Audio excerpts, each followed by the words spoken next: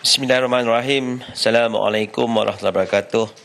Terima kasih Datuk Yang di-Pertua.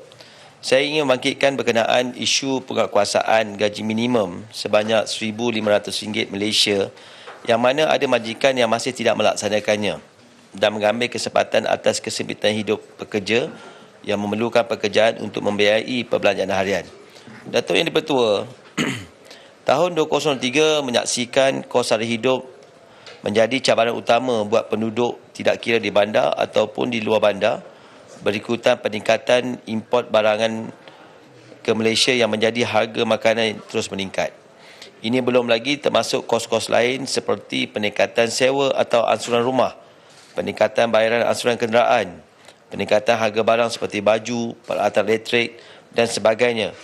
Peningkatan kos sara hidup secara menyeluruh ini memberi kesan terhadap rakyat terutamanya golongan B40. Dasar gaji minimum yang mula dilaksanakan pada tahun 2013 merupakan hasil daripada perjuangan pekerja yang berpanjangan di dalam negara kita. Dalam tempoh sedekad yang lalu, peningkatan kadar gaji minimum secara berperingkat adalah dari RM900 hingga ke RM1,500. Peningkatan gaji minimum ke RM1,500 yang berkuat kuasa melalui bulan Mei tahun 2022 sepatutnya dilaksanakan oleh semua majikan. Tetapi kerajaan telah memberi kelonggaran kepada majikan-majikan yang mengupah kurang daripada 5 orang pekerja untuk tidak perlu membayar mengikut kadar gaji minimum baru sehingga 1 Januari 2023. Ramai pekerja dari golongan B40 yang masih menerima kadar gaji minimum lama iaitu RM1,200 Malaysia sebulan telah menunggu dengan penuh harapan bahawa mereka akan mendapat peningkatan gaji RM300 menjelang 1 Januari 2023. Apakah langkah kerajaan untuk membantu peniaga kecil yang tidak mempunyai keupayaan untuk menaikkan gaji minimum pekerja mereka? Rakyat yang tersepit dengan kesempatan hidup terpaksa akur dan menerima gaji lebih rendah daripada yang sepatutnya. Saya juga ingin bertanya kepada Yang Berhormat Menteri dan kerajaan, bagaimanakah penguatkuasaan yang dibuat dan apakah tindakan yang diambil untuk memastikan majikan mematuhi perintah ini? Yang Berhormat Menteri, adakah kerajaan juga akan mewujudkan mekanisme untuk menyiasat secara telus semua syarikat yang mendakwa bersedia untuk membayar gaji mengikut kadar gaji minimum yang baharu dengan alasan masalah aliran kewangan yang tidak baik? Jika didapati syarikat berkenaan benar-benar menghadapi keadaan sedemikian, adakah kerajaan akan membantu syarikat tersebut dengan menyalurkan bantuan terus kepada pekerja-pekerja yang diupahnya? Yang Berhormat Menteri, adakah kerajaan sedar akan tanggungjawab besar dalam memastikan sesebuah undang-undang itu benar-benar dikuatkuasakan supaya ia mencapai objektif penggubalan dasar sebegini demi membantu pekerja yang majoritinya kategori terbawah B40? Sekian, terima kasih Datuk Yang di-Pertua. Yang Hormat Menteri untuk menjawab. Terima kasih Yang Berhormat Paya Besar kerana menanyakan soalan berkaitan dengan gaji minimum. Tuan Yang di-Pertua, kerajaan sentiasa memandang serius berkenaan agenda penstrukturan semula gaji, terutamanya melalui pelaksanaan Perintah Gaji Minimum. Penilaian semula kadar gaji minimum dari masa ke semasa dilaksanakan berdasarkan senario pertumbuhan ekonomi negara dan perubahan kos sara hidup rakyat.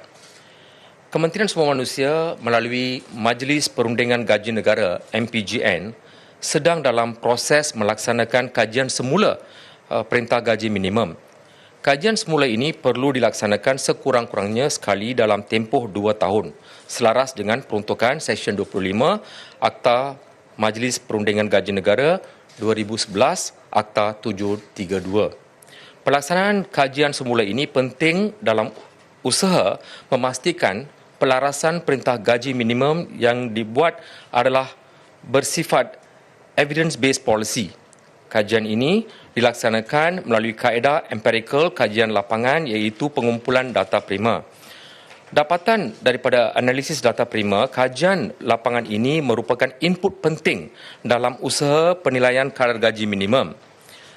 Tuan Yang di-Pertua, bagi memperkukuhkan kajian ini, analisis kuantitatif dilaksanakan berdasarkan data-data pentadbiran daripada pelbagai agensi termasuk Jabatan Perangkan Malaysia, Kementerian Kewangan, Bank Negara Malaysia, SME Corp dan juga dari agensi-agensi lain yang berkaitan. Ini bertujuan menilai keupayaan ekonomi dan impak terhadap pasaran buruh negara dalam menetapkan kadar baru gaji minimum. Penentuan gaji minimum di dalam kajian semula ini juga mengambil kira indikator-indikator sosioekonomi seperti pendapatan garis kemiskinan PGK, penengah gaji atau median wage dengan izin, yang menggambarkan keupayaan majikan untuk membayar gaji, kadar pengangguran, produktiviti buruh dan perubahan indeks harga pengguna yang mencerminkan kos sara hidup. Untuk makluman Dewan Yang Mulia, sehingga kini fasa pelaksanaan kajian semula telah siap 80%. Jawatan Kuasa Teknikal Perundingan Gaji Negara telah selesai melaksanakan perundingan awam dan 15 sesi libat urus di seluruh negara. Pada masa sekarang, Jawatan Kuasa Teknikal Perundingan Gaji Negara sedang dalam proses menyediakan laporan kajian. Sesi libat urus yang bersifat tripartite consultation dengan izin telah diadakan dengan penyertaan oleh wakil-wakil majikan, pertubuhan majikan 100 sebulan untuk semua sektor tanpa mengira wilayah bagi majikan yang menggajikan 5 orang pekerja atau lebih dan tanpa mengira bilangan pekerja bagi majikan yang menjalankan suatu aktiviti profesional yang dikelaskan di bawah Piawaian Pengelasan Pekerjaan Malaysia 2020. Dalam usaha untuk membantu peniaga kecil membuat persediaan yang sewajarnya, kerajaan telah memberi 2 kali pengecualian pelaksanaan Perintah Gaji Minimum 2022 kepada majikan yang menggajikan kurang daripada 5 orang pekerja. Pengecualian pertama diberikan bagi tempoh 8 bulan iaitu dari 1 Mei 2022 sehingga 31 Disember 2022. Manakala pengecualian kedua diberi selama 6 bulan iaitu dari 1 Januari 2023 sehingga 30 Jun 2023. Keputusan penangguhan ini dibuat adalah kerana kerajaan prihatin kepada peniaga kecil yang masih belum pulih sepenuhnya ekoran perniagaan yang terjejas semasa pandemik COVID-19.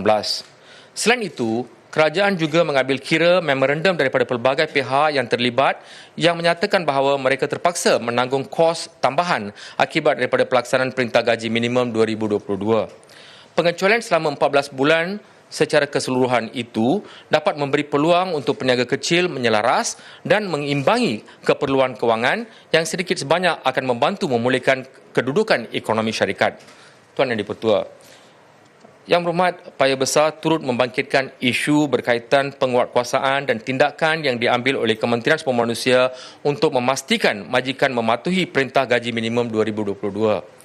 Kerajaan sedar akan tanggungjawab besar dalam memastikan sesuatu undang-undang itu benar-benar dikuatkuasakan supaya ia mencapai objektif penggubalan dasarnya. Justru itu, Kementerian Sumber Manusia melalui Jabatan Tenaga Kerja Semenanjung, Sabah dan Sarawak sentiasa mengambil pelbagai langkah proaktif bagi memastikan pematuhan majikan terhadap Perintah Gaji Minimum 2022 dengan 1. Memberi khidmat nasihat berhubung arahan yang dikeluarkan oleh Kementerian Kewangan Malaysia. 2. Menjalankan pemeriksaan dari masa ke semasa. Yang ketiga, menjalankan siasatan aduan yang diterima daripada pekerja. Dan yang keempat, mengambil tindakan pendakwaan dengan denda maksimum sehingga RM10,000 bagi setiap pekerja apabila disabitkan kesalahan di bawah Seksyen 43 Akta Majlis Perundingan Gaji Negara 2011. Tuan Yang di-Pertua, sehingga 31 Oktober 2023, Jabatan Tenaga Kerja Semenanjung, Sabah dan Sarawak telah menjalankan sebanyak 53,287 pemeriksaan terhadap majikan daripada pelbagai sektor. Daripada jumlah tersebut, sebanyak 857 majikan didapati tidak mematuhi Perintah Gaji Minimum 2022 dan notis pematuhan telah dikeluarkan kepada majikan terbabit.